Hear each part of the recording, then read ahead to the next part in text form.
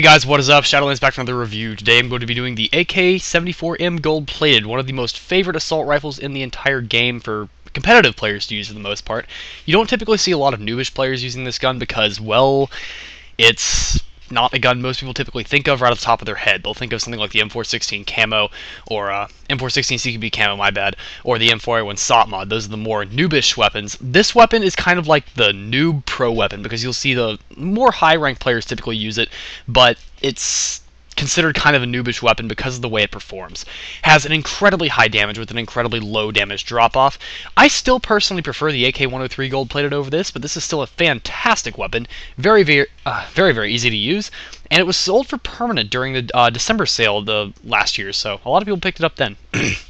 Excuse me, my throat's kind of sore today, but going into the stats, we're seeing a damage of 45, making it one of the strongest assault rifles in the game outside of the M14 series. We're seeing a portability of 63, rate of fire of 70, so a bit on the low side with that, but keep in mind this is an older weapon in the game. It's not one of the newest ones by a long shot. Accuracy of 90, making it one of the most accurate weapons in the entire game. Very nice. Recoil of 68. Now the recoil statistic may seem relatively high, especially if you're not having a burst mode. This is a fully automatic only weapon. So the recoil may seem a touch high. Usually the average is between 66, 67, so the recoil is 68, slightly high. However, it has a different recoil pattern than the AK-74M basic, the NX variant, so it typically is easier to control. The spread is not exactly M416 worthy, but it is quite powerful, and has a very low recoil in comparison, which is nice. It's one of the lowest recoil variants of the AK-74, AK-47, AK-103 series, and I guess I should include the AN-94 in there as well. Very low recoil in comparison, which is nice. I still personally got to say, like I said before, I prefer the AK-103 for the burst mode and the less damage drop-off. This is the second lowest damage drop-off of the entire series, the first being the AK-103 gold-plated, the review I did last week, so if you guys want to check that out. So this is available in the supply crate, AK-74N, which I don't think they've released in a long time, the Mist N, which comes around occasionally, the Transport Locker, the Mega Mist Crate, and then the Mist November, Whiskey, and Infinity. So you can get this permanent out of the Infinity, or a very small chance of it out of the Whiskey or November. And I do believe you can get it out of the Mega Mist Crate for a permanent duration as well. And then it was sold for permanent during the December sale last year, like I mentioned earlier. So yeah, it is fully customizable with suppressor, sights, and magazine. Most people tend to prefer putting on the S3 suppressor if they're going to be doing that because the recoil gets screwed over with the S1. Sights, iTech is pretty much the only way to go. I would never recommend an ACOG scope on this gun because the recoil gets, you don't get to make full use of the low recoil. And it's plenty easy to tap fire this gun with the iTech scope. Doesn't make it completely unusable by any means. As far as magazine, a lot of people tend to put an extended magazine 2 on this to get the maximum ammo capacity. Because it has such high damage, you don't need to worry about reloading so much. And with a lower rate of fire of 70, it's easier to control. Tap firing this with this weapon is very simple. It's harder to do with the AK-74M because it seems to have a glitch, or a lag almost, when you're tap firing. It seems to have an issue. So that definitely presents some problems. I would say you're probably better off not bothering with the AK-74M.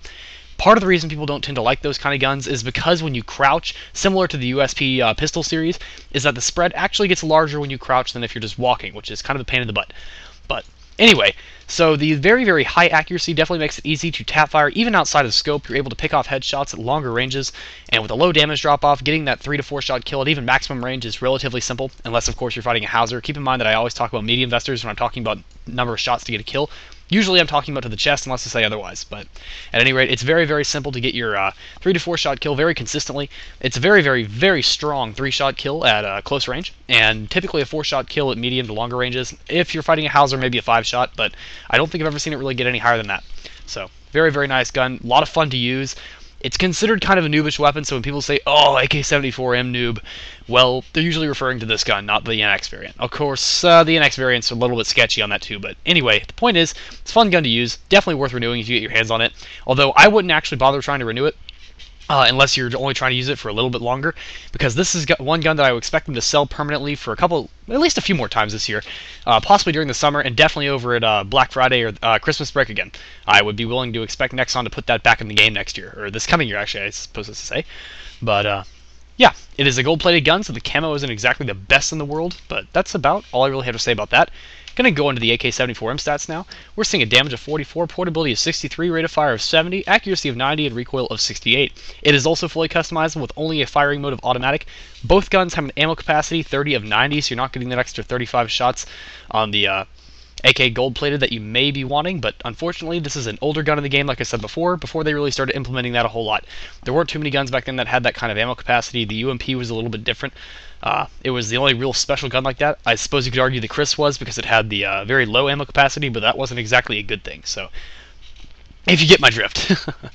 The reload on both of these guns is pretty good. It's better on the AK-74M gold-plated. It's a mouthful. I'm just going to call it the 74M gold. But the 74M gold definitely has an increased reload, my bad, over the 74M regular. The 74M regular has a slightly slow reload, but it typically still sports the extended magazine too. You'll see a lot of people run around with that. So that's just, I guess, their personal playstyle. That's, I don't know. It's just a very large family. There's a lot of guns in this family. You see AK-74U, U gold-plated, M gold-plated, the STG-44, which is forged from the AK-74U, the AK-47, AK-103, AK-47 gold-plated, and the 103 gold-plated, and then the two cousin variants, the AN-94 and the AN-94 tac-top. The closest thing to this gun that you can get, well, that you have access to readily, would either be the AK-103 or the AN-94 tac-top. Both of these guns have very, very similar performances. They just seem to act on par with each other. They're not super different. But I'm about out of time for a review today, guys. Thank you for watching. Please rate, comment, subscribe. Check out my channel below. See some more reviews, and I will see you guys in the next video. Shadolance out.